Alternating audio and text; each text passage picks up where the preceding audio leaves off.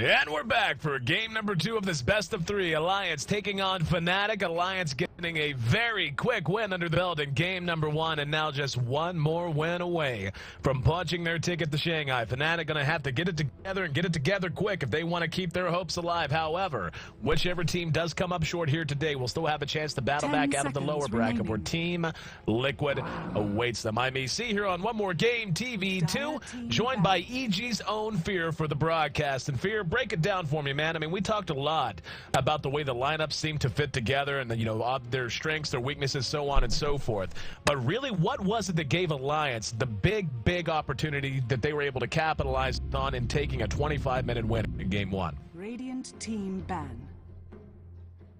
And it looks like, actually, we may have lost him. And, okay, we'll get him back on as soon as we possibly can. Hopefully all's well with him. There he is. Welcome back.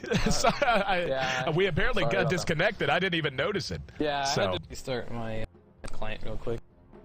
Not a problem. The question I just thrown to you, gave you the introduction and all that, was go ahead and break it down for us. I mean, we talked a lot about the relative weaknesses and strengths of each lineup. We both felt like Alliance's lineup might be a little thin, but in the end, even under the pressure and Loda having a real tough start out of that tri-lane as you talked about, they were just able to kind of run over FNATIC in the mid-game. Break that down for us. Yeah, I really think that was well, it was two things. First of all, Alliance playing crazy good, and second of all, it was FNATIC. Like, they tried forcing some kills that didn't need to be forced. Instead, they could have just went and got experience on their own. But they tried going for these kills, which had potential. But the downside is Alliance was ready for it every time. Like, on that one attempt mid, EGM and Ake were there sitting behind him, and they ended up getting a kill on the gyrocopter instead the other way around. And again, they tried it again, and S4 in perfect position. As soon as he got up position, the roar was let off. So I think they're a little overzealous that game and trying to get stuff done early game instead of just being like, okay, we have the better team fight heroes. Let's just get our levels, get our team fight abilities, and then take it to them. Well, the one thing I think that was a big concern to both of us, and we talked about it quite a bit, is a high-value hero like a Darkseer, for example, running out of that tri-lane. He suffered so much. He was nowhere near a mech. He was on tier 1 boots. Hell, he might have been still on tier 1 boots by the end. I didn't actually check his inventory. He was broke as a joke. He was really under-leveled. He was, what, level 6 at like 11, 12 minutes in? You just don't see that happen. And having a hero like that usually brings you so much more value in the early and mid game. You can just tell it really took the wind out of FNATIC sails. It really did, and like I said about FNATIC is they're not really a team you see run too many team fight strategies. I think their style is more split push. They love split push. That's what they succeed the most on, and that's what they play the most. And getting the Keeper Light is great for them. Split push hero galore. He not only sees split push in the sense that he has that port, he can port anyone on the map to his location, which helps with split pushing, but he buys time for split push, and that is something that's very important, especially against teams like Alliance that love to group up and take advantage of weak links in your lineup. I'll take a look at FNATIC's bans, getting rid of the Magnus, and I gotta say, very much agree. Don't give the Bulldog the Druid. Just don't do it, man. It's never gonna work out well for you. Wisp and Bat Rider taken out by Alliance, so we're waiting on our front two. While we have a moment, though, just in case some of the folks have to go by the time the broadcast is done, why don't you go ahead and tell people where they can find out more about you with all of the knowledge you're dropping. I'm sure you're interested to keep up with you more. Yeah, absolutely. You can find me on Twitter and on Facebook at FearDota. And you can also drop by my stream if you are a stream viewer here on Twitch, which you obviously are if you're listening to this. But Fear Darkness is where you can find me there. There you go. So our first two coming out, Alliance going to grab up the Nature's Prophet and the Lifestealer. And I want to say that we actually, you and I had a conversation. I can't remember if it was me or you or me and Merlini about, how much synergy there really is with the Lifestealer and a Nature's Prophet. I mean, Prophet obviously with his global presence, he's a great hero in and of himself. But the fact that he can infest in a Prophet and therefore you have two heroes that now have global presence. Not quite as good as a Wisp possibly could be, but still, that kind of mobility is a nice way to deal with the split push, as you mentioned, favored by FNATIC, in which they already drafted a little bit of with the Keeper of the Light. Yeah, it's going to be interesting. They might want to... I'm just curious to see if they take that PL, but anyways, regardless of that, yes, the Lifestealer and the Nature's Prophet is something that can really abuse split push, especially to get a hero like S4. Like, S4 is one of those players that likes to go on the other half of the map by himself a lot, maybe smoked up. But if he does do that, and he has the backup of a Lifestealer and a Nature's Prophet, they're going to be able to get easy kills off. So it really comes down to execution, and it is kind of like that Wisp thing. It's not as popular because Nature's Prophet doesn't give you what Wisp gives you, or gives your carry anything, but it does give you that mobility and allows you to gank players that love to split push. And they actually did pick up the PL, and they took the Bane as well, which is, it's really smart to take Bane against Lifestealer for one simple reason. 10 seconds well, remaining. a lot of reasons, honestly, but for the laning phase alone, the Enfeeble, if you get that early and you throw it on the Lifestealer, if they choose to go aggressive Trilane, that's going to have his damage, and it's going to allow PL to get a lot more CS in the lane, whereas otherwise he probably wouldn't get much at all because Lifestealer would just have complete free roam over that lane. And later on in the game, the grip is going to be great for that. Pretty obvious they're going to take PL, I think. They love split push. What a better hero than PL and Coddle for that. I'll tell you what's funny. As maligned as Keeper of the Light and Phantom Lancer happen to be, twice I know of, I want to say even going back a little further, the last 3 times I've seen these two heroes put together, as good as they are together, I've seen them lose at least twice here recently. So, I mean, it's a combination that is open for abuse, and with Alliance grabbing a Leshrac now, you can already see they've got some push in mind of their own. They're going to be able to put together a really strong offensive tri-lane if they want to. And taking the Leshrac here, I get it. I almost wonder if a Shadow Demon might not have been a better pickup, though. That would have given them a counter to Phantom Lancer being able to disrupt him or one of his illusions to get their own army going with a little RNG luck, and also gives them a great setup for the Lifestealer. But again, with open wounds, you can't just take out the middleman if you're not super concerned about it. Use open wounds to lead off, let Leshrac land a split earth off of that, then maybe one more stun. But yeah, I mean, when I look at Alliance's lineup, with the Prophet, it's a little more questionable. Usually you'll see Prophet in the jungle or in the off lane.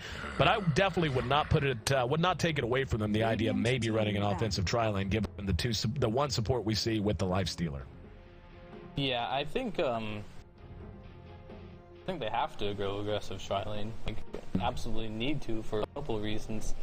First reason is it's Alliance, and Alliance is very predictable, but at the same time they do what they do extremely well. So you might be able to predict it, but they make very few mistakes because they play the same thing over and over again, that it's very hard to deal with. So the problem I have with if they don't aggressive tri-lane is they're farming up a Lifestealer while PL gets free farm. That's not a good trade. That's really just not a good trade. So the reason I see them picking up Leshrac here instead of Shadow Demon is a couple reasons. First of all, Shadow Demon and Lifestealer in itself isn't that much a kill potential, to be honest with you. Disrupt doesn't do damage necessarily. It's just like a setup ability, and you don't need a setup ability when you have Lifestealer. Lifestealer should set up everything. He's in melee range, open wounds is pretty good range, 10 seconds remaining. whatnot. But one thing Leshrac does bring you that Shadow Demon does not is after, if they do win a team fight or win 2 team fights in a row, that Edict will be there to bring towers down, and that's something they really want to focus on. Win fights, get a huge advantage, get way ahead, and just stay ahead. We could see some teamfight heroes coming out from Alliance, or bans, I should say. The Beastmaster, the Darkseer, both taken out. FNATIC obviously still in search of a mid. FNATIC getting rid of some push with the Chen, and the Puck going to be banned out as well. And, you know, looking ahead with Alliance's options here, and I actually, now thinking back to it, if I'm not mistaken, you know, and after a while you cast so much, some of the games start to run together, but I want to say it was actually Alliance who was one of those teams that lost with a Phantom Lancer and a Keeper of the Light. They definitely lost with the PL to Na'Vi, and the one game they did drop in that best of 3 series. So they're going to have some options available so far as a potential other carry that they might want to pick up. And obviously, if they're going to be running an offensive tri-lane, that'll be solo safe farm for whatever other hero they pick up. Anti-Mage is going to be an option there. Gyrocopter has not been banned out quite yet either.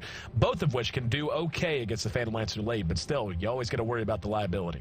Yeah, they're not going to do that, though, because it's almost 100% Admiral Bulldogs playing this Nature's Prophet, I think. And they need a hero for S4 still, which is go down the mid. Unless they do something cute. It actually doesn't matter, but I pretty much... My point is Loda's playing this Lifestealer. Like, any way you slice it, unless S4 does some solo mid Lifestealer action, which I don't really see happening. Like I said, lines is very easy to predict, but what they do, they're very good at. Spirit has arrived. Dire team pick. And that's the Storm. Okay, so I don't think... I think that... They're not going to put Lifestealer mid at all, just to be clown. I didn't think they would anyway, but I was just throwing it out there. That's the one possible option they do have. Right. But anyways, Nature's Prophet, it's a good hero to have on the easy lane when you're aggressive tri-laning as well, because he can always TP down there at any point in time and make that a quad lane. And I think that's what they're going to aim for. Well, FNATIC adding a bit of reach to their lineup. 10 Gotta love seconds that. remaining. Storm Spirit's ability to take heroes out of the fight. I mean, just to 5 jump on seconds someone. The remaining. Bane already a very solid answer to the Lifestealer, as you had said. And, you know, Enfeeble, I think, is one of those spells that doesn't get as much attention as it should. Nightmare's excellent to set up any kind of an engagement, especially in the laning phase, if you can get it off, of course. But Enfeeble, as you mentioned, it hurts him with CS. It hurts him just in terms of the damage he can do. And it can't be removed by Magic Immunity, which is something that's often overlooked as well. So Lifestealer not being able to rage through that and to engage through that so long as it goes off before he hits his rage button really does limit their options in terms of how aggressive they can be. It makes it so they have to really pick and choose their shots. Yeah, absolutely. The 10 one thing they do have, like seconds I said, is even though he doesn't have the damage, they still have a lot of, well, they still need their next two. They do the shouting, so this is going to be traditional Leshrac Shadow Demon combo with supports. The good thing about this, super strong in the lane. Bad thing about this, they have no lockdown for Storm Spirit, and that is going to be their mid hero they pick up. I think it's going to really focus on shutting Storm down, because they need that badly. FNATIC grabs a Rattle Trap, and I love that pick up here. Picking him up, that's more reach they have, more ways to start a fight, a guaranteed way to take Lifestealer out of the fight. I mean, Lifestealer is a hero who wants to get on you, stick on you. They're going to go ahead and grab a Juggernaut here, so we'll see. I guess that'd be a mid Juggernaut. We'll see who's up on him, but, you know, they needed more damage, but now there's just no way a Lifestealer and a Juggernaut's ever going to have any kind of a chance to match up with Phantom Lancer late. Just means Alliance is going to be once again under the gun to get the job done early on. Yeah, it really is. Like I said, I think they needed a hero that was going to shut the Storm down mid, and they didn't pick that, but Yeah. They have, like, this Storm, if he gets a good start, they're going to need Nature's Prophet to get farmed, get that Hex, Orchid, find ways, maybe even Loda goes for an Orchids to just kind of shut the Storm down. But the one thing Juggernaut does do, and they kind of reveal their hand with, is they want to get ahead, and they want to get buildings. They got the Healing Ward, they've got the Edict, they got the Treant. They just want to snowball. This game is going to be all about Alliance snowballing, and if they don't, I don't like their chances at all. Totally agree. And, you know, when I look at what they're going to be trying to do here, they're going to have to be active. I don't think this is going to be a quiet early game. I mean, with an offensive tri-lane against what is likely to be a defensive tri-lane, virtually a guarantee to be a defensive tri-lane, that alone usually means we're going to see some action. Alliance is not going to waste any time. They've already smoked up just south of their Tier 1, and they're going to be making a run for the jungle now. Seen many a game get out of control because one early smoke gank goes the way of the aggressors. Loda's leading things off. He's got 1 point already in the open wounds. S4 hasn't placed a point yet. Ake has a point in the split earth. Let's see how they want to do this. Disruption already skilled by Shadow Demon as well. Trixie, the closest target right now. They might catch Hani. Hani is going to be heading north. They're going to go ahead and start going that direction as well. And he has to know this is aggressive tri-lane. And Hani is going to be spotted. There's the open wounds. Right clicks are coming. The rest of the team's going to react. He's trying to Nightmare himself there. He finally does. Then the Illuminate does damage. However, with Blade Fury there, Loda does secure the kill with the help of S4 and company. So, first blood, the fact that it's on the Bane, not the end of the world, but certainly the start that Alliance needed with their lineup being as thin as it is, and pretty much all in again on the early and mid game. Yeah, FNATIC had to know this is aggressive trend. They had to know there's a chance that, of course, they wouldn't have known the smoking pattern. That was really clever by Alliance, but he had to have known that they were going to go and contest this and try to stop the pool. And I think it was the wrong call to even be out there regardless. So getting a little cocky there and paying for it 10 times, especially because what Alliance is trying to accomplish here. All right, now, as we've seen before, and I want to say it was you and I that had the conversation about this, but again, it might have been me and Merlin. Yeah, I honestly can't. Though, real quick, they're going for a gank here. And here we go. There's a disruption. S4 already using the Blade Fury, and beautifully timed Split Earth and No Tail going to be the latest in a list of casualties. And yeah, I don't think I'm a genius for saying it was pretty obvious, but at the same time, believe I got it right. Not going to be a quiet early game at all, as Alliance already pouring it on hot and heavy. Yeah, they're being really, really creative on how they're choosing to gank here, and it's just kind of catching them off guard, and it's really well played, I guess. They might go for round 2 here, just trying to get the Juggernaut a good start. And we can see they've got another smoke. Ake is using a clarity to get his mana back up. Super warded in the jungle, by the way, so good job there. And here they come again. And No Tail is in no man's land. Oh, that's the worst place to have gone. Not even a chance to turn up the river. That's going to be another kill. Alliance is just getting work done. And Ake, as low as he got, still not going to die. And now we see Fly moving over here, but honestly, this is wasted time. Look at the camps. Nothing is spawned. They can't do anything anywhere. The entire Radiant jungle at this point is blocked off. That's 3-0. We take a look at the kill board. 1, 1, and 1. Spread out to the 3 heroes. Well, at least 2 of the 2 heroes you would really want to have them on in Loda and in S4 in mid. And it never hurts to have a Shadow Demon with the kill either. Yeah, they're getting a ton of work done early game, and Fly can't even do anything mid. Him being here is just kind of like a response to like, okay, he's getting ganked a lot, maybe I can help him out. But he's a keeper of light. He has no stun. He can't really stop. But he's gonna dispel the smoke, but he's gonna die for it. Looking at the last hits, and here's the cool thing, at least if you're an Alliance fan. Hang on, we just saw another kill. Where did that take place? Yeah, it looks like they caught someone out right on the lip of the river. Yeah, that's what I was saying. He spotted out the smoke, but he's gonna die for it, and there it is. Well, we see one end up dropping. That's gonna make it 4-0 now. And what's really nice, if you're in the boat of Alliance, it's not even costing you CS. At the top, you've got Loda at 9. He's ahead of Phantom Lancer right now. Jugger in mid has 10. So, I mean, you have your supports moving around and getting a lot done across the map, but it's not even hurting your farming carry in the offensive tri-lane. Which is really bizarre, to be honest. They had a tri-lane down there. They may have just been... This is just Alliance playing really smart, because I think the supports are just scared that the roaming combo that went mid was actually still lingering bottom, and they can die very easily to that. But they were just playing really smart about it, and they went mid instead. And yeah, Loda just played really cocky on bot lane, like they were there and just kept farming, but they weren't there, and they got a kill on the map, and they're going again. And we've got 2. That is going to be spotted, now dewarded, though, by Alliance, trying to keep their opponents in the dark as much as they possibly can. And Trix even having a hard time of it. Bulldog's doing an excellent job. He's right at the top of the CS. 3 of the top 4 farmers all along to Alliance. I mean, this could not be going better. It's 4-1. And, I mean, Alliance is just absolutely rolling at this point. There's really no other way to say it. Yeah, they've given away so many kills early game. It's... When I was talking about that snowball, the snowball is already formed, is under attack. and it's just a little ball. It's a matter of time if they keep this up until it turns into like a full snowman.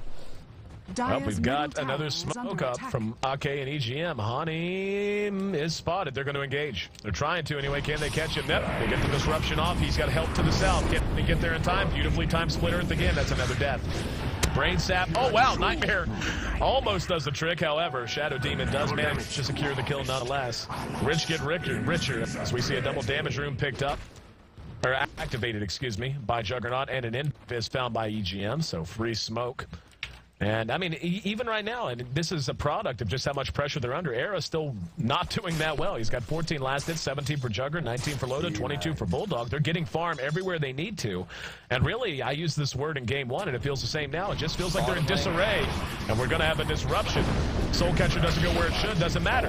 They are just running over FNATIC. The Illuminate will connect, and EGM's going to come close to death. But again, they make it away unscathed. We are 5 minutes into this game, and we have 6 kills all on the side of Alliance. What can FNATIC do for you? Well, given the draft that they have... hang on. Gank attempt at top. We're going to see a nightmare. Now the cops are going to go... He's going to... He might actually... No, never mind. Brain sap should make it easy enough to clean him up. So finally they get something going. Loda's going to go ahead and teleport top now, though. And he's going to try to pursue this out. Not going to be able to find anyone, as Bane did dip into the side shop. But anyway, continue. I was going to say, like, what they're doing now is what they need to do. They need to, like, create some pressure elsewhere on the map. They're not safe in their side of the map anymore. They're not going to be for a long time. And mid lane, actually, that's what's going to dive this. And good point with the Omni Slash. There's the Remnant, but Tower cleans him up. So playing a little too aggressive that time. And that's on the, to me, that feels like a big kill. That gives Storm at least something that he can hang his pad on. I mean, he's level 6, so he's got that going for him. He has got a little experience there, a little gold. They are closing the gap, but still quite a bit behind. Yeah, this is a little mistake from S4, actually. He did have his spin up that could have dodged the last Remnant that hit him there, and that would have secured him the kill at least. He may have died after, but it still would have been something not too horrible. And again, they're going on, they call it a We'll see a split Earth follow up an expertly placed disruption. Not that it's hard to place a disruption, it's just targetability. And this is beginning to feel a little bit like a broken record. These two are just a marauding gang squad. Trixie's going to spot out Ake, though, so he may be able to get some return damage done. There's Shadow Poison being stacked, and Ake's trying to get off the split Earth. Looked like the little horse he was trying to count. Now the open wound is there on Trixie. Trixie is going to eat some damage. Here comes Air looking to re-engage. Nightmare going to bail their buddy up. There's a disruption as well. We're going to see one drop. That is Trixie. Loda and EGM now maybe in a little bit of trouble. EGM's going to head to the other side of the woods. Here comes No Tail. S4's right behind him, though. Hani now eating the majority of the Blade Fury damage. So they're even not going to be enough here. Back up and ready to go is Trixie. Trixie engaging on Loda. Air is there doing good damage. There's the Rage through the Illuminate. Now they're going to go ahead and re-engage. Open wounds on Trixie. No Tail doing what damage he can. He locks down S4. S4 comes out, has Blade Fury if he wants to use it, but actually it was on cooldown. A few seconds more he would have had it. So a lot of action all over the map so far.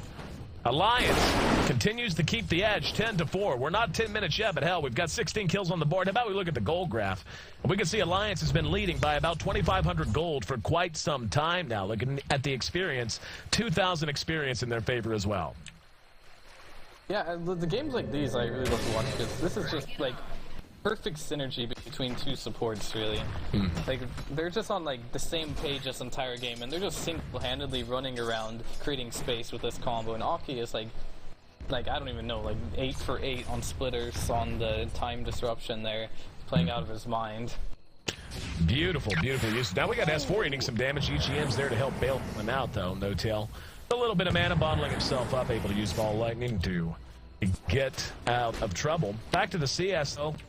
At this point, Loda is opening up a pretty decent lead on the PL. Now, one of the most maddening things about PL, he is a hero that can close the gap on you unless you keep the pressure up. But at this point, I can't imagine Alliance doing anything else. Why would they? They're doing so well, as you mentioned, EGM and Ake just doing work across the map, and they are just making it so tough to be Fnatic right now. Yeah, another cute thing that happened, I don't know if you noticed, you know how Lifestealer TP'd top earlier for that Bane that just went and TP'd there, but one thing they did was, and it was extremely early, is they infested the Nature's Prophet from that lane and had that. That's why Lifestealer was in that fight, the last fight bottom, because he infested the Nature's Prophet, which is pretty common, but you usually don't see it like 7 minutes into the game.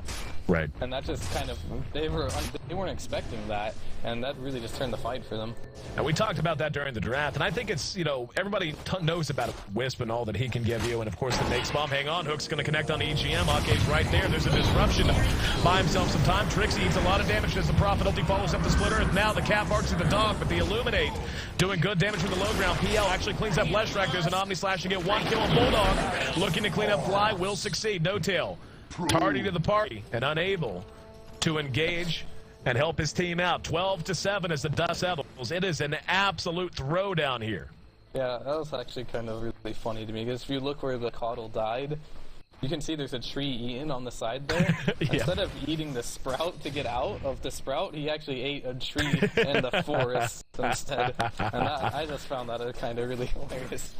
I don't even know how you managed to do that. Panic click. A sprout. I didn't even know you had range on Tangos to that. That's just impressive.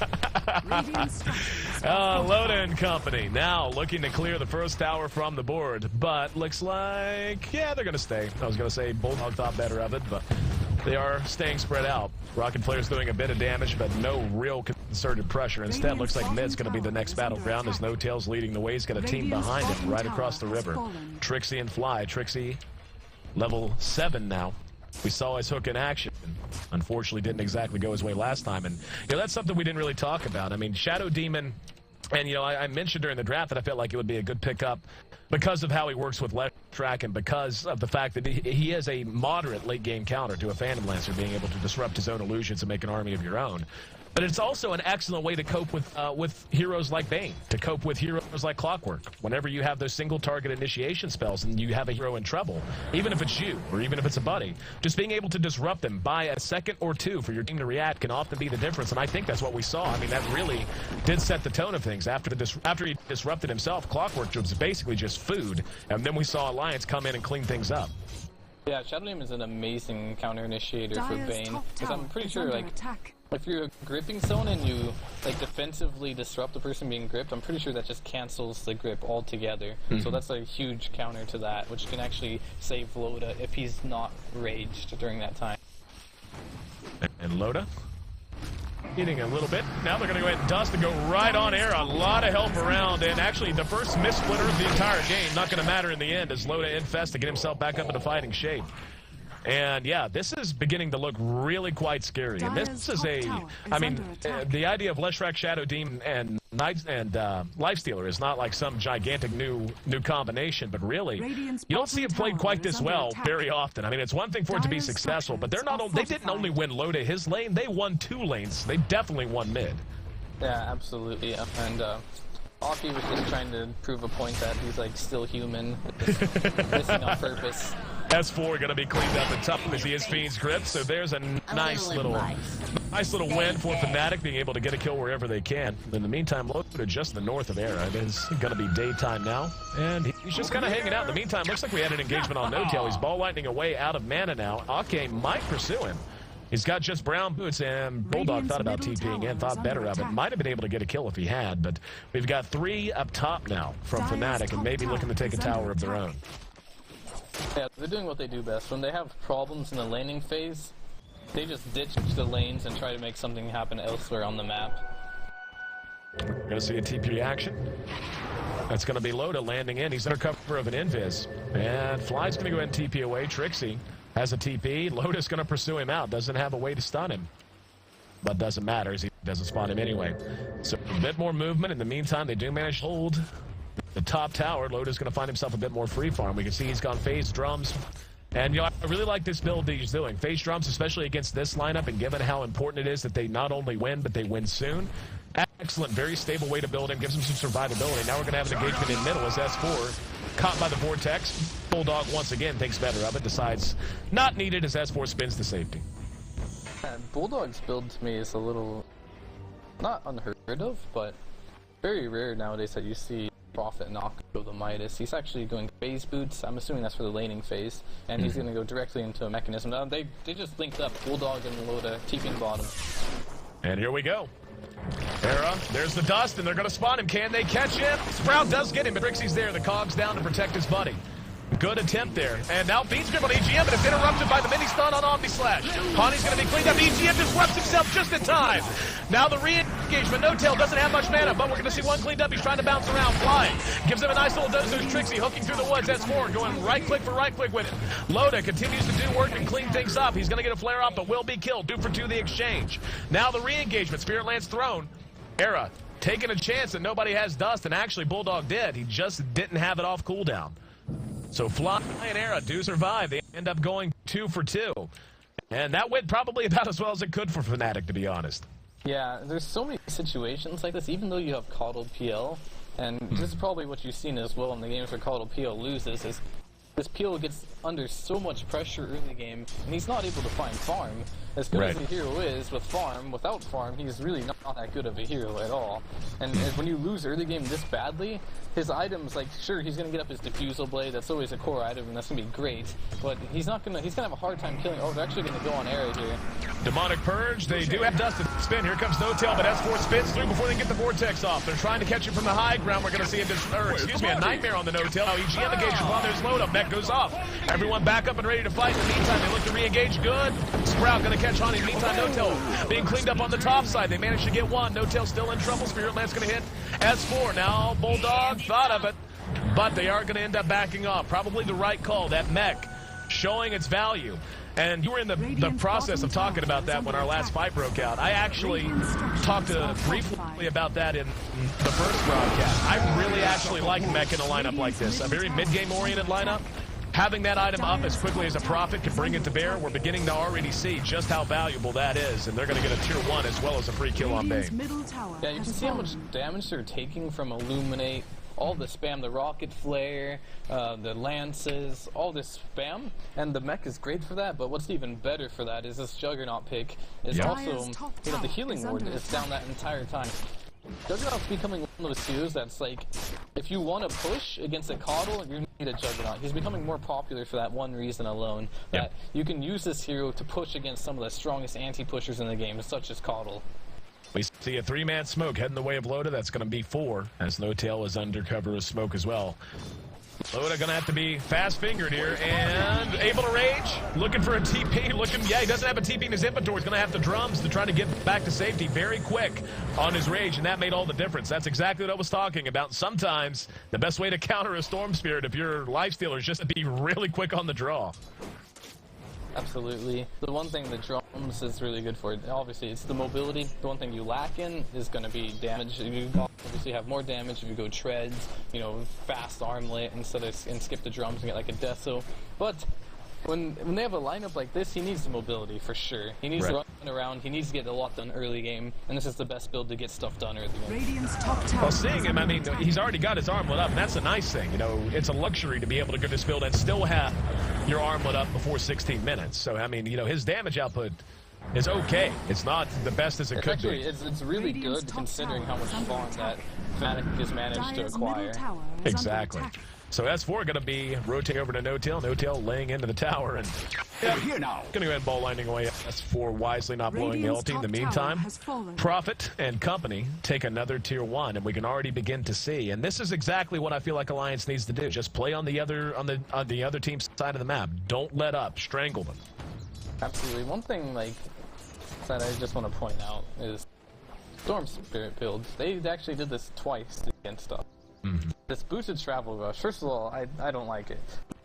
But the one thing it does do is it's really good for counter initiations. What they did against us with this is they TP'd on like the creeps on the people we were chasing down, and he was always in the fight, which is great. But I don't think this is an item you need when you're behind. I think if you're ahead and you get this item, it helps you stay ahead because you are able to get anywhere and just counter gank, and your presence is going to be much higher.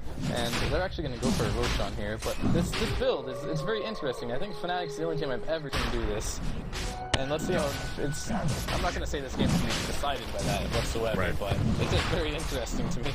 Yeah, it's definitely a different wrinkle, and it's a nice way to use the Storm Spirit. I mean, and I remember talking about that when they did it to you guys, actually. Basically, it makes, you know, Storm Spirit's a hero known for his reach and his range, and it effectively means he has global reach and range. It goes from being, you know, good reach and range to global. He can be anywhere at any time, ready to fight, so long as he's quick on the trigger. We're going to hear an infest, so Bulldog has a passenger, and they're going to tell up, thought about going top. Looks like they want to wait for their team to get in position. Probably the right call to make. But, there we go. Now they're going to try to catch Fly. There's the infest out, and damage is enough, so they're able to clean him up before he can get away. Hani's in no man's land. He's actually surrounded, but he does manage to TP away as they didn't close the perimeter quite quickly enough. In the meantime, S4 going toe-to-toe with Era in bottom lane. Looks like both will make it away quite safely, though. Yeah, that was some nice game sense by Bulldog there. That was a completely blind TP. That was like, it was really delayed when he TP'd as well, but there were some heroes on the map. He just guessed. And he managed to find him. The bottom lane, they're going on S4 with everything they got. Yep, he's going to be cleaned up easily, and that's exactly what you were talking about there, Fear. What, that global presence. All, you know, Storm Spirit just casually TP'd in. There's no way that he didn't know it was coming, but what do you do as a Juggernaut? All you can do is try to run, but if you get hit with a Spirit Lance, you're not going anywhere fast. So they do manage to get a free kill. He does have an ultimate orb up already. So we'll see what direction he wants to go with his build so far. Lifestealer has that Aegis, of course, drums, phase, and an armlet. Bulldog's now going for the Shadow Blade. I still really like an early mech on a Prophet. I really do, and I think we've seen that make such a difference for this team. Yeah, it's something that's really going to help. The only thing, the downside of going to early mech is he's not gonna, like, when you're ahead like this and you have a Midas, you just get out of control, and that's not gonna really happen this game because he doesn't have that extra incoming levels. But he is gonna have that Shadow Blade now, which is a very, very key item when you do these Lifestealer bombs, because you can just run in, go in invisible, and usually they're not going to detect that most of the time. And you can either use that to get in there, or you can use it to escape and not die. Because Lifestealer has the rage, and they're going on mid here. Bulldog trying to find that. Now they're just going to push, I guess. They're grouping up as 5. Ake is under cover of an invis rune. He's trying to find a target, but not going to be able to do so. There's No Tail, but no reason to engage on him right now. Illuminate is there, doing a little bit of damage, but for the moment, just continuing to show the faces down here. This is giving Trixie a little bit of time to find some farm up at top. He's not far from the mech. He's about 500 gold out from it right now. And we'll see S4 drop his healing ward probably with the next creep wave. Yeah, this is what I love from Loda here. The one thing about the Storm build that I really was disliking is the way it builds up if you're behind. Yep, here we go. Loda shows his face, just looped around and gave him a slap on the ass, basically. But, yeah, what you were getting ready to say, I'm sure it has to do with the Orchid choice. Yeah, exactly. Because he's when he goes boss like this investment is really good for that, but the next build-up item he has is going to come really slow. So this Orchid's going to do a lot of work on this Storm by the time he gets a BKB up or an Orchids. Now we're going to see Bulldog looking for a target. Trixie was it. That's all fake Phantom Lancers. Bulldog still looking to find someone. He's got some targets. Arrow's right beside them. And take the chance. Wrong one. Bulldog does reveal himself. The rest of his team has fallen back to bottom, though. It looks like they want to put together a push here. And I agree with you. I think Orchid is one of it. Very rarely do I see a lifestealer, and granted it is, of course, because it is professional level players who understand the game quite well. But very rarely do I see a lifestealer get an Orchid and it be a bad investment. Yeah, absolutely. And especially, he got it for the sole reason for just pretty much the Storm Spirit, but that's reason enough. They, like I said from the beginning of this game, they have a long time. Could be a 2-for-1 up here. We see the mech being used. Loda's going for it, though. We're going to have a reaction from S4. S4 and Loda now going headhunt. No Tail has very little mana. Just used his last bottle charge. Loda notes there's a target to the south. That Era is going to be able to escape via Doppelwalk. No Tail in the meantime making a beeline for the side shop. And that should be enough. Yeah, Loda just going to fall back and farm. He's almost got up for another Oblivion Staff, and this whole time, look at bottom. Tier 2 going to end up dropping. Another tower goes the way of Alliance, and all of a sudden, only one outer tier tower remains for Fnatic, and they've only taken one tower this entire game. They've never been in a position to, like, get together and go as 5 to take any towers. The only time they do get a tower is when they just create distractions and split push. And honestly, they can't be too unhappy with what just happened there. They got a kill and lost a tower, but they're going to lose that tower no matter what. Whenever Alliance decided just to pull the trigger, they could have done that. And they're doing a good job on just like, actually, you know, they're using these bots and using clever positioning, because the Storm alone can't get a kill on any of these heroes. He needs like the Bane to be there or someone else. They're doing a good job lingering one hero around an enemy jungle, giving the Storm TP in, and just finding these kills. Seeing some real aggression now begin to show itself out of Alliance. They've abandoned being sneaky about. Just screw it. We'll walk across the map. We'll get in the lane, and we're going to push a tower. And really no reason not to. And you know, right now it looks like Arrow's going to go ahead and split push bottom tier 1. They're going to take this tier 2 super fast. And right now, is this the time you're thinking tier 3? Dire's structures are they're definitely gonna have to go for tier 3 soonish, because they've got the gold lead now. They might want to finish a couple of key items before they go tier 3, but they have no reason to. Like, just stop pushing. They need to keep pushing. Their lineup is built to be pushing right now. The healing ward goes down, stops the illuminate damage. I assume they go in now. Loda has his Orchid ready, and we're going to see Blinding Light, going to buy a little bit of time, and here we go. The engagement's going to be there. He comes in, Illuminate does catch the targets, but now No Tail silenced. He's going to be, nightmared by Bane. Buys a little bit of time, and he will be cleaned up eventually. And all that healing, the mech now going off, the healing ward, almost as if they weren't in a fight. They ate an Illuminate. They ate everything there. Now Trixie going to be locked in, but does manage to eat his way out, or chop his way out more appropriately. Loda going to go ahead and rage through a Spear and Lance. And what can they do? I mean, you know, Illuminate's doing okay damage, but it's not dealing near enough. And we're going to see them try to spam this out. Trixie has a hook ready if he wants to use, has a mech charge available as well. The tier 3 being chopped away by the Treants. There's actually another name for those, like Decatrons or something like that. I don't know what it's called. I'm assuming they're waiting for healing ward to cool down and to go again. Another thing they could do is just back right now, call it good, finish some items up. They've got a lot of gold, but it looks like the healing ward, they're just going to try going for a little more. Dendrocron, something like that. If you look at his cosmetics, the Dendrocon. I knew it was something like that. I just couldn't remember what. As is, though, Alliance in control of their own fate, and again, one game away from punching their ticket to Shanghai. They're pushing the tier 3 naked set of racks. Getting this rack, very big deal. We're going to see another initiation on No Tail. Thought better of it. Backs back out after dropping a remnant. Has to be so careful when Loda's around. He gets silenced, he is food. And we're going to see, yep, he is going to be silenced. Now they're going to engage in Peoples on Loda, but Nightmare buys him some time. S4's Omni Slash does good damage. They zone them all the way back to the tier 4s. The rest of Alliance is going to back, but no. Loda caught and now disrupted following the Fiend Strip. Should end up closed up or should end up killed and will. And they're going to fake back here. They actually smoked. And I don't know if that was a smoke to avoid the hook or if it was a smoke. Counter smoke to chase them. Yeah, here we go. FNATIC smokes up as well. Didn't even notice. Begins. I was watching Alliance. And they better not stutter too long, because FNATIC is out on the march. Looking for a target. EGM, Era. And it's up.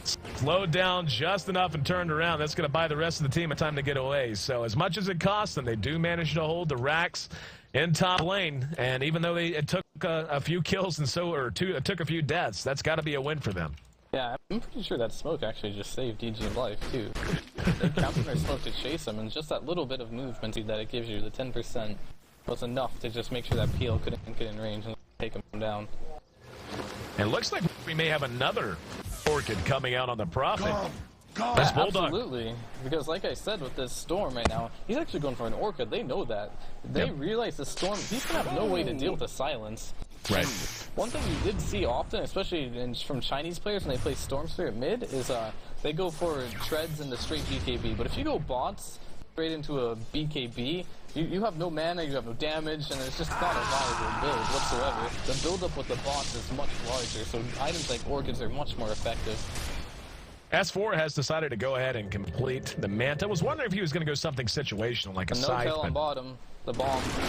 Here we go. Tail beats that silence. And there's going to be a kill going the way of Loda. Exactly. 52 that's seconds. What I'm talking about. Like, if he has treads up, I'm actually going to go for a counter gank on Bulldog. And there's the Fiend's Grip. Bulldog going to be caught out and cleaned up.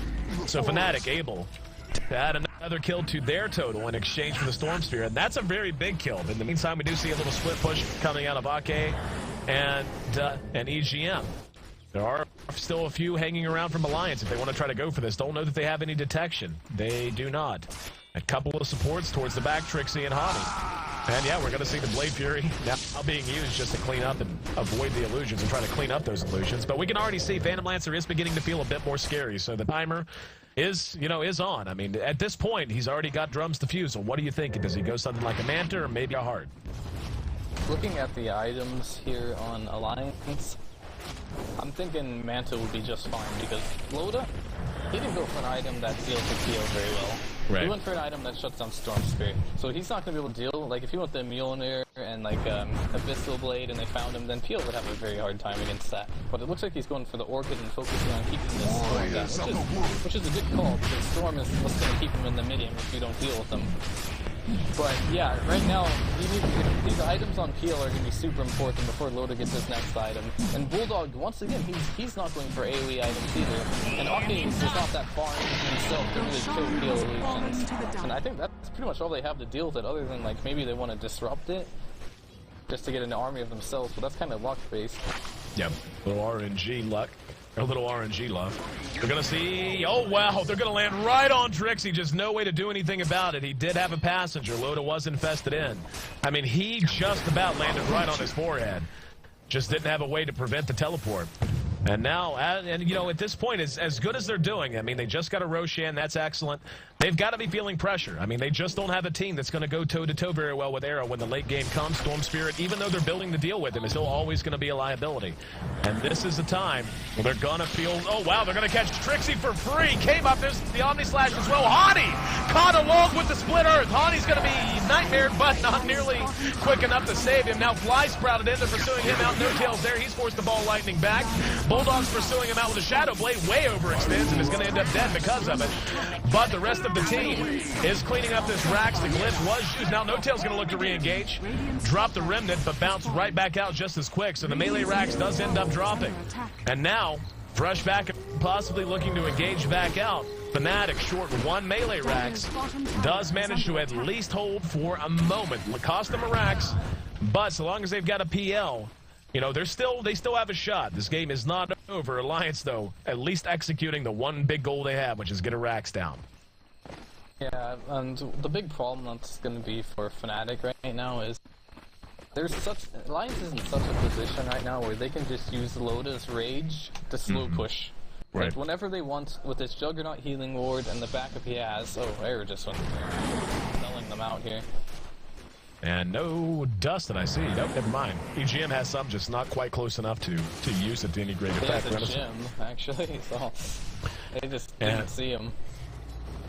And Bulldog poking his nose back up the top, going to try to push that lane back out.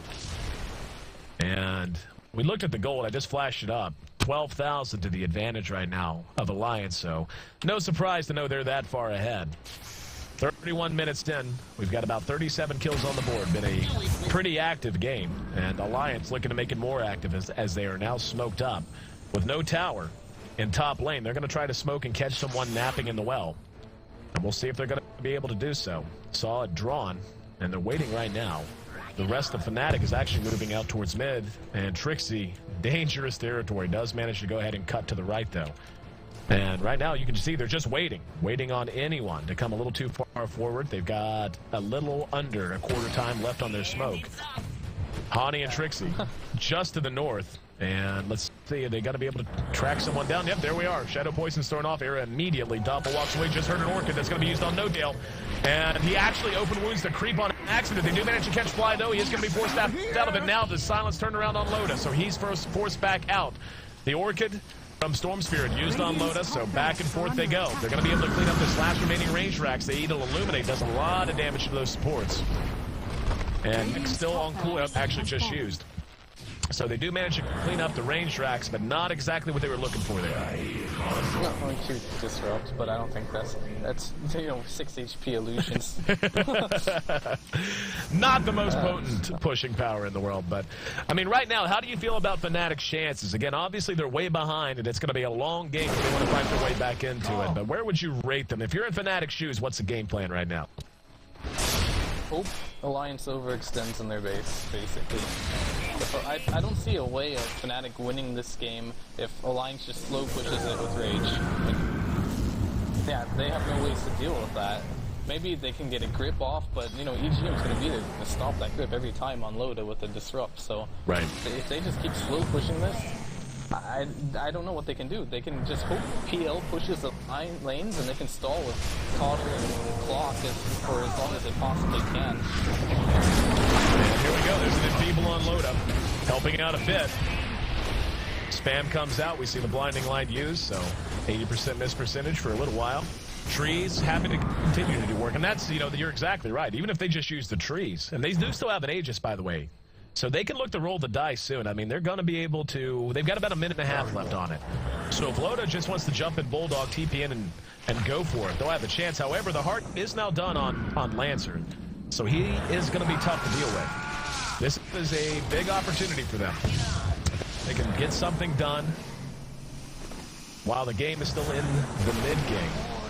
Absolutely, but one big thing for FNATIC right now is EGM's skill build. One of the best things to deal with when Phantom Lancer who's overfarmed is Disrupt, but he only has 1 point tonight. So the cooldown on it and the duration is not that great right now, and the damage as well. So even if he does steal an arm, it's not going to have as much. Oh, that's a big army that Era has built there. But if you're also going to clear that up. There was a moment there where it looked like there might be one for EGM, but as you said, not exactly working the way they would have hoped. Yeah, right now his disruption isn't that great against the PL illusions at all. But once he gets at higher level, it's really, really potent. But he chose to go for the early Soul Caster for the early aggression instead of banking on the late game. A little bit more damage being done. Cog's going to go down for Trixie. They're coping with this as best as they can. There's going to be another disruption.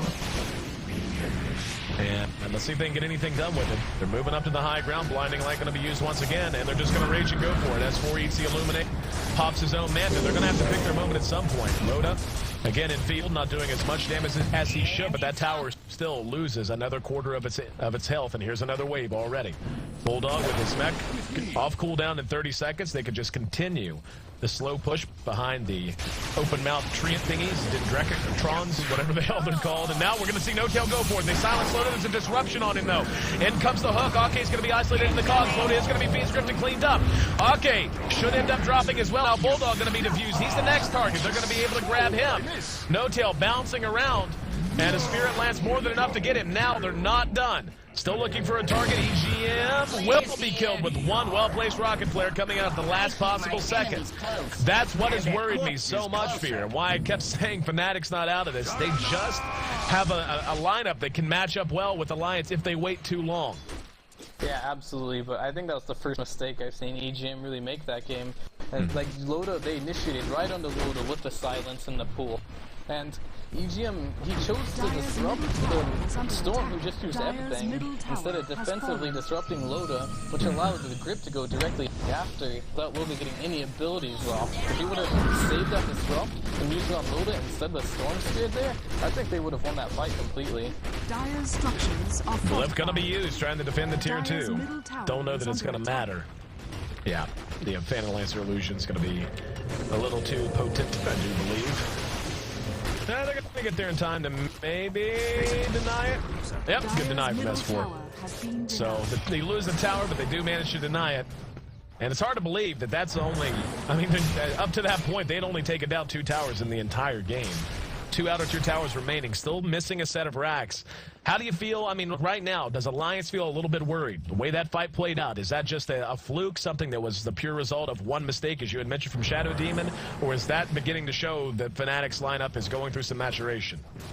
A little bit of both. See, they have to be worried about this Peel now. He had a heart, and they just won a team fight. If that doesn't worry you, I don't know what will. But they also have to be kind of sitting there like, Loda for sure knows that. He's like, okay, next time, if we just keep doing this, we have 2 magic immune heroes. We can, actually, that's something we didn't touch on. Juggernaut could also spin and hit buildings along with the life stealer, which is very... They can just keep doing that and over again, and just be like, okay, that was just kind of one mistake that happened. But we can keep doing this and keep chipping down the building, which I think they should do. If they just go back and resort to farming, they're putting themselves at a disadvantage, because late game against Appeal, as been mentioned, the way they built their heroes and the way PL works in general, they just don't have great heroes against PL. Right. So yeah, they really need to just keep getting this push going. They're going to wait for Roshan though. That's a smart call, because they want another Aegis just in case something like that happens again. They've got a plan B. I had the gold graph up a minute ago. Going to go ahead and pull it back up. You're talking more than a 50% turnaround. That gold lead was in the 14,000 range, now down to 6,000 in favor of FNATIC. The experience is actually for the first time all game. I mean, you go back to the 0 mark, it was immediately in favor of Alliance. So for the first time all game, it has crossed the Meridian line. It is now in favor of FNATIC. So they're battling back. They're battling damn hard. We can see No Tails on his way to a BKB. He's about 300 gold, 400 gold away from it, so he's in good shape there. Ghost Scepter Mech up on Trixie. Gonna up his survivability a bit. Hani with a Ghost Scepter of his own. And the support inventory is beginning to fill themselves out, and I'm really getting worried for Alliance. I feel like that last push, the way it panned out for them, if they don't do something, they have to get a Roshan to begin with, but I feel like their last attempt to push the base might be the last real chance they have. I totally agree with you, because I'm just looking at their items real quick. They got Orchid on the Nature's Prophet, they had Orchid Hyperstone, getting close to that Assault Cuirass, still no way to deal with this deal. And Aki would be the third way of dealing with it, but he just has a BKB, which is good farm, honestly, for a support flesh track, but he would need like a Bloodstone, you know, and some other crazy items just to have mana to keep his ult running to kill illusions. So yeah, they're in big trouble, and S4 as well, just the Manta style, but he has 4k gold, so maybe he goes for a Battlefield or something.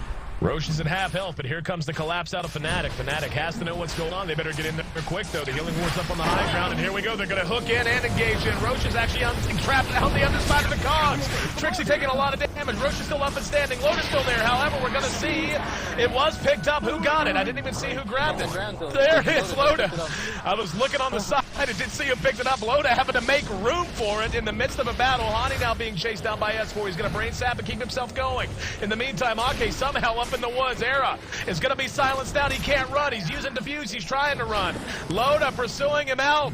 An absolute cluster of a fight. Now the open wounds enough to secure the kill. And now when the dust settles, all of a sudden, by some minor miracle, Alliance came out of that not losing anyone.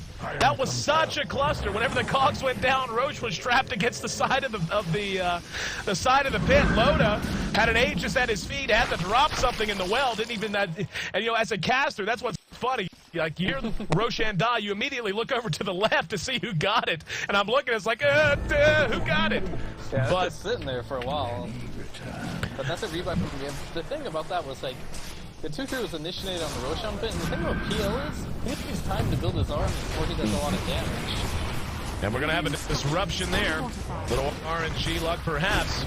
Mech's going to be used. 2 racks might be a bit too much, and Trixie going to drop the cogs as best he can. Going to illuminate, caught everyone. Loda is enfeebled. Let's see if they can re-engage. They will. Going on Loda. S4 is real low, trying to spin away. Can they catch it? He is going to make it to the low ground. Trixie's now in trouble. Caught with a split earth. He's going to be cleaned up. In the meantime, no gets to kill Bulldog. Now the target. Loda's going one-on-one with Era. It's a battle of the Titans as Era and Loda go one-on-one. Spirit will spin on a target, but now Loda not giving up the ghost. Still chasing him down. No tail manages to notch another kill in the meantime. He's got help with Fly. And Fly will be enough to force Loda to take better of it. He backs out. Buyback from Bulldog. Loda being kited out. And let's see how you want to treat this. No Tail's going to be silenced. Loda trying to heal up off of him. We'll have the Aegis pop. Bulldog's going to land in the meantime. Bulldog goes under cover of Shadowblade. He has a mech up if he wants to use it. The racks are still standing. So Loda putting that Aegis to good use. Couldn't find the target. Now the re-engagement on the Bulldog. Bulldog's down below half health. He might be cleaned up. Mexes himself. Trying to get out of trouble. Will end up dying. FNATIC able to hold the line.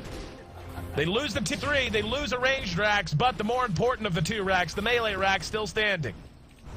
That was really confusing why they split the fight up like that. I don't know how they ended up on top lane, I guess chasing the peel around, but if they wouldn't have chased that peel and just went straight back to mid lane, maybe they could have got the melee racks instead of the ranged one there. It's pretty huge. Structural damage right now for Alliance is what's going to win them the game, not farming or getting kills. Right. We can see the PL has taken a pretty significant lead in net worth. 3K ahead of the Lifestealer as well as the Juggernaut. However, the top 2 of the top 3 do belong to Alliance, but they've got a Storm Sphere nipping at their heels. Let's look at the items following that. Force Staff is done. And this is where, you know, another thing that worries me for Alliance. Lifestealer is one of those heroes who gets worse in a lot of ways as the game goes when supports get their items. Force Staff and Ghost Scepter make his life miserable. And we're beginning to see almost every support for FNATIC get something along those lines. We see the Ghost Scepter Force Staff up on the Keeper of the Light. Phantom Lancers are different, but you've got a Ghost Scepter up on the Clockwork. Bane has a Ghost Scepter. On the side of Alliance, Asher now up on the side of S4, or in the inventory of S4. BKB is done on Lashback as well. The Assault Cuirass complete on Lifestealer. And they're gonna, this feels, you know, it feels like a moment of desperation, and it might well be. But they gotta try to make something happen. Bulldog's gonna TBN, go under Shadowblade, and they're gonna try to get a pick here. Trixie is the obvious target. Sitting here in mid, they're gonna go ahead and look to poke up the steps, and they're gonna grab Era. Era's the perfect target. They get the demonic perch off on him. Can they get him? Split Earth in, he's silenced. If they can get Era, the game could end. That's gonna be used. Era is gonna be cleaned up. Don't know that he has buyback. We'll find out in a moment. No Tail in the meantime. Gonna be the next on the list of casualties. Haughty trying to feed script, just can't get the job done. No Tail re-engages. Bouncing around the BKB, but the damage just not enough. Era still down. Era does not have buyback. He cannot get back up. And looked like they were good to get too. That's the game. It has to be. There's no buyback in air, and No Tail just bought back, so they're not going to have Storm or Peel for this fight. 2 desperately needed heroes. And I think they're just going to have to call it GG now. Yep. We're about to see Mega Creeps come out. Congrats, FNATIC and Alliance. In very impressive fashion. 2-0. They punched their ticket to Shanghai. The G-1 Liveland Finals. We've got one of our 2 finalist teams determined. What a fantastic series, and you know they were really up against it. I think both of us again talking about it towards the end. If that smoke, let's say that smoke doesn't work there, Fear. I feel like the game is effectively almost over at that point, barring a miracle. Like if you smoke in right there and they lose a hero or 2 instead of having it work out the way it did, could you see them bouncing back from that? If they would have lost Pierce there and not taken a decent trade, yeah, the game would have been very, very difficult for them to take back into control. So yeah, that was a huge gank, and it's a miracle that they managed to find Era out of everyone out of position there. 44 minutes, 46 seconds, the official game time. 23-32, the final kill score. And once again, I'll go ahead and bring up our bracket so people can see where things stand. That's our winners bracket finals in the books. FNATIC will fall to meet Team Liquid Still having a chance for either of those teams to qualify, but for now, the streamers, the ticker tape parade, you name it, everything deserving for Alliance, who has earned their way to the grand finals in Shanghai at the G-1 Champions League, coming out of our Western qualifier, our first place finishers in the winners bracket. I'll tell you what, Fear, break it down for me as we get ready to say goodbye. Final thoughts on this match and the performance we just saw out of Alliance.